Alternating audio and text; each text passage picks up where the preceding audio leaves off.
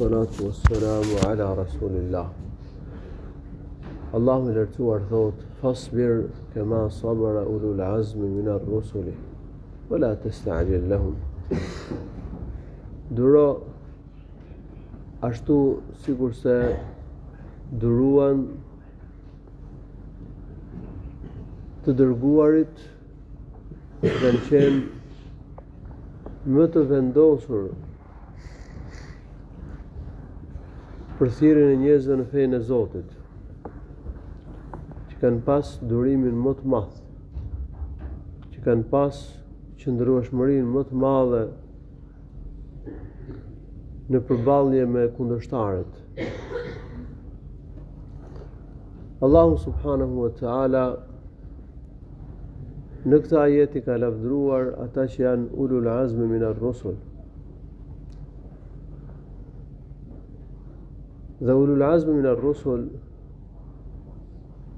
janë të dërguarit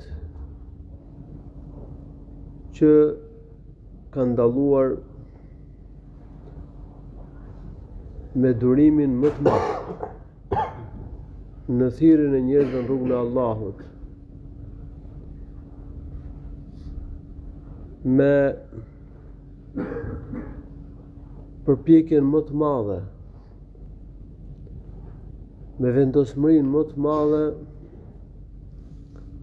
në rrugën e thirrjes, me qëndrueshmërinë që kanë pas në përballje me kundërshtarët. Të dërguarit kanë hequr shumë nga kundërshtarët e tyre. Kanë vuajtur lloj-lloj provash duke ftuar njerëz në rrugën e Allahut të lartësuar. Dhe kjo punë nuk mund të bëhej pa durim të madh.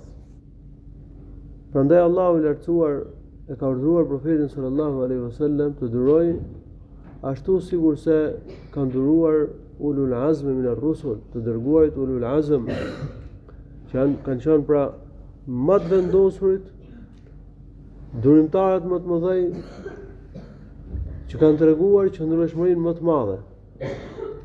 Sa Abdullah ibn Abbas radhiyallahu anhu për ulul azmi ka thënë: dhawu el-hazm was-sabr, të dërguarit që kanë pas vendosmëri dhe kanë një durim të madh. Pothuajse të njëjtën gjë ka thënë Ad-Dahhak, që kanë qenë një komentues I Kuranit nga selef të këtij ummeti. Dhe ne, duke ndjekur shembullin e të dërguarve që kanë treguar durim të madh për thirrjen e njerëzve në fenë e Allahut, durim dhe kanë duruar vujtjet, dhe kanë qëndruar fort, edhe ne ta ndjekim shembullin e tyre, dhe durojmë të kemi qëndrueshmëri në fe, të përpiqemi. Se urdhri që Allahu I lartësuar I jep profetit sallallahu alaihi wasallam është urdhër dhe për ummetin. Ti marrim për shembull të dërguarit, sidomos ata që janë më të mirët, Nuhun, Ibrahimin, Musain, Isain, e të dërguarin e fundit Muhammedin sallallahu alaihi wasallam. Këta pesë pra janë ulul azmi min ar-rusul. Në nevojitë të durim gjatë thirrjes njerëzve në fenë e Allahut, durim ku njeriu has vështirësi,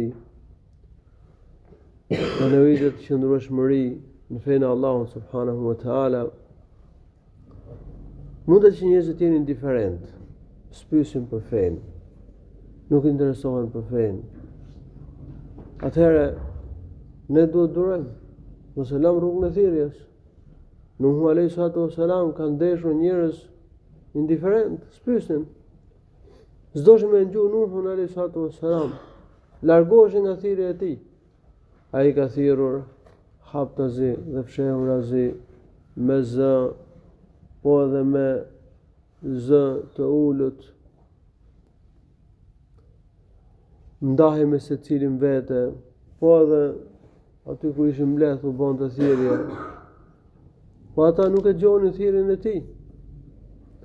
Si ka përmendur Allahu i lartësuar në Kur'an, për të mos e dëgjuar thirrjen që u bonte Nuhu alayhi salatu wasalam, i vendosin gishtat, domethënë majat e gishtrave, i vendosin vesh. Nuk doshin me e dëgju. Megjithatë Nuhu alayhi salatu wasalam kënguli fort. Duroi shumë duke i thirrur ata në fenë e Allahut subhanahu wa taala. Edhe profeti ynë sallallahu alaihi wasallam hasi në indiferentizmin e njerëzve. Shumica e banorëve të Mekës në fillimet kanë qenë indiferent, kishte edhe kundërshtar. Por profeti sallallahu alaihi wasallam bëri durim të madh, qëndroi fort derisa Allahu subhanahu wa taala i dha sukses. Allahu pëlqen që ne të tregojmë durim, ne të jemi të qëndrueshëm. Mundet që, pra, ndoshta thirrësit nuk hasin vujtje fizike, kur thonë njerëzit në fenë e Allahut, po ama është kjo çështje që nuk duan t'ia dinë njerëzit për fenë. Dhe ne këtë problem e kemi në vendin tonë. Shumica e njerëzve nuk pyesin për fe, nuk tregojnë interesim për të mësuar fenë. Do të vazhdoj rrugën tonë, unë vazhdoj timen. S'pyesin fare, nuk interesohen për të njohur Allahun, për të njohur fenë e tij, për ta njohur të dërguarin e tij. Dhe ne e kemi detyrë të ftojmë këta njerëz, që duhet durojmë, gjejmë format dhe mënyrat për të ftuar këta njerëz. S'duhet ta lëmë thirrjen, edhe pse njerëzit janë indiferent. Po mund ndodhë që muslimanët të vuajnë, thirrsa të vuajnë, hasin vështirësi, atëherë duhet i durojnë vujtjet. Profeti dhe shokët e tij i duruan vujtjet në Mekë. Musa alayhi salatu wassalam me popullin e tij i kanë duruar vujtjet, derisa Allahu i lartësuar shpëtoi nga Firauni dhe shtypja e tij. Ibrahim alayhi salatu wassalam me ftoi popullin e tij një kohë gjatë, po nuk u bindën. Pastaj ai u detyrua të bënte hijret, emigronte.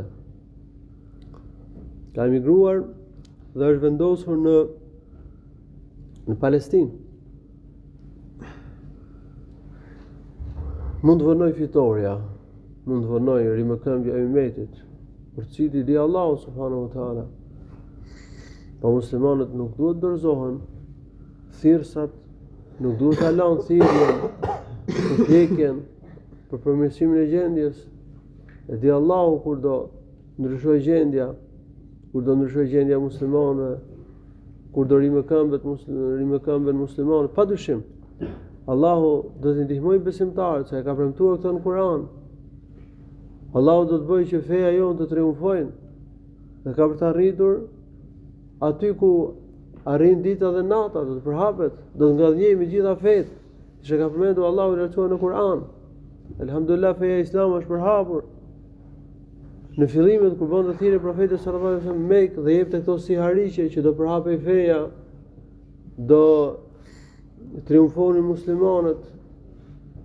Muslimanët në Mekë numëroheshin me gishta, ishin si njerëz të huaj në Mekë, por Allahu i lartësuar e bëri realitet lajmet, lajmet që dha profeti sallallahu alaihi wasallam, u përhap feja islame në Mekë, Medinë dhe në shumë vise të Arabisë, dhe vazhdoi pastaj përhapja. Po Allahu ka premtuar që do të përhapet feja islame në të gjithë botën. Do të ngadhnjejnë muslimanët. Dhe kjo do bëhet realitet. Prandaj ne duhet durojmë derisa Allahu i lartësuar të zbresë ndihmën e tij dhe të rimëkëmbë ummetin.